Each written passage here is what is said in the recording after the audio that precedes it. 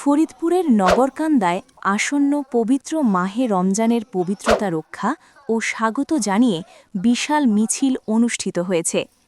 ইসলামী আন্দোলন বাংলাদেশ নগরকান্দা ও সালথা উপজেলা শাখার যৌথ উদ্যোগে মঙ্গলবার ১৭ ফেব্রুয়ারি বিকেলে এই কর্মসূচি পালিত হয়। মিছিলটি নগরকান্দা উপজেলা মডেল মসজিদ চত্বর থেকে শুরু হয়ে উপজেলা চত্বর ও বাজারের প্রধান প্রধান সড়ক প্রদক্ষিণ করে। পরে মুক্তিযোদ্ধা মার্কেটের সামনে গিয়ে এক সংক্ষিপ্ত সমাবেশ ও মোনাজাতের মধ্য দিয়ে কর্মসূচির সমাপ্তি ঘটে।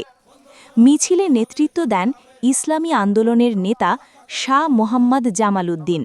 সমাবেশে তিনি ছাড়াও বক্তব্য রাখেন হাফেজ মোহাম্মদ মুস্তাফা কামাল, মৌলানা রকিফুল ইসলাম, মুহাম্মদ জিয়াউর রহমান সিকদার সহ দলের অন্যান্য নেতৃবৃন্দ।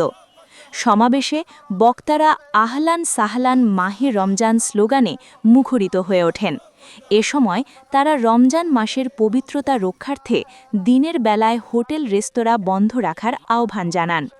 একই সাথে রমজানে নিত্য প্রয়োজনীয় পণ্যের দাম সাধারণ মানুষের ক্রয়ক্ষমতার মধ্যে রাখতে প্রশাসনের কঠোর নজরদারি ও কার্যকরী পদক্ষেপ কামনা করেন।